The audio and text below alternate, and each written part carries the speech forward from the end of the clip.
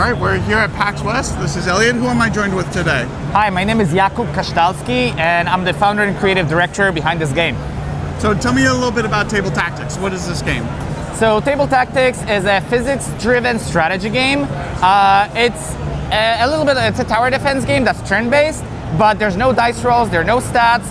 Everything is determined whether a figurine falls on its side or not, and that's how you defeat units. Interesting. So what made you come up with this kind of mechanic for this game? So this is actually inspired by a game I used to play as a little kid with my sister. We would make little forts from Jenga blocks, and would put little army men figurines and would shoot marbles at each other. It was just like a fun kids game. And I just kept thinking about it recently. I was like, I could make this into a video game. It kind of speaks to my inner child. So what were some challenges in trying to turn that concept into kind of a bigger game? I think the main one is honestly just a lot of physics jank. Especially, we're using Unity engine, so if anybody ever worked with Unity engines, I think they know what I'm talking about. Things don't always behave predictably, even though they should. So it's working around those issues, maybe faking some little interactions to make them feel better and be more intuitive. And balancing is another thing, what is the weight of the figurines? What is the strength of it? Just so it all feels, we can't just put in a spreadsheet and calculate numbers. It's not deterministic. So you kind of have to play a lot and kind of see what feels good and what feels balanced. So then how do you kind of grow the game over the course of multiple levels? Do you mean the experience or is the development? More like how does the game kind of change as you go from level to level? Do you have different types of enemies? Do you have different mechanics that you start incorporating in? Gotcha. So one thing is that we want to create very different scenarios for each of our levels, and because it's miniatures literally on a kitchen table, we're also playing with different environments. So one idea is to just have a bathtub, and it's like a water level, so you can knock figures into the water.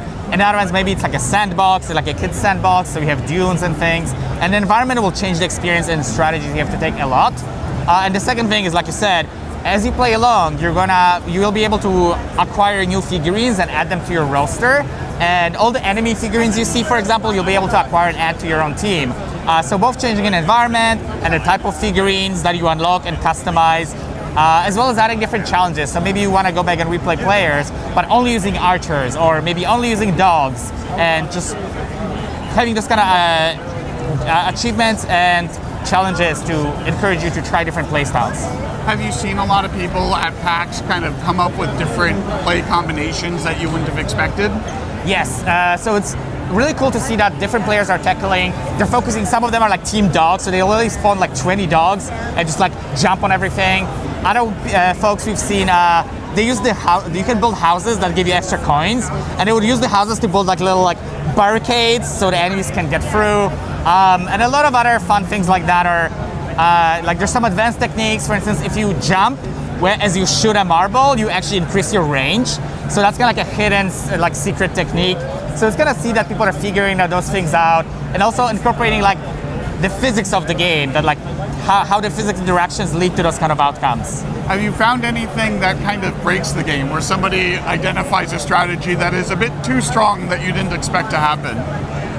Right now, I think you can probably trap some units, but just if they get within your area of build area, you can just put houses around them and just trap the unit inside and just create a little zoo. So we've seen some players do that.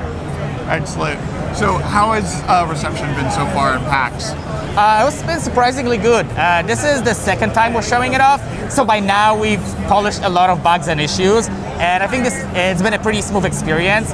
I think the most rewarding thing is sometimes when you knock off multiple figures in once, or maybe a figurine will flop in the air and then land back on its feet, you get it that's satisfying, almost.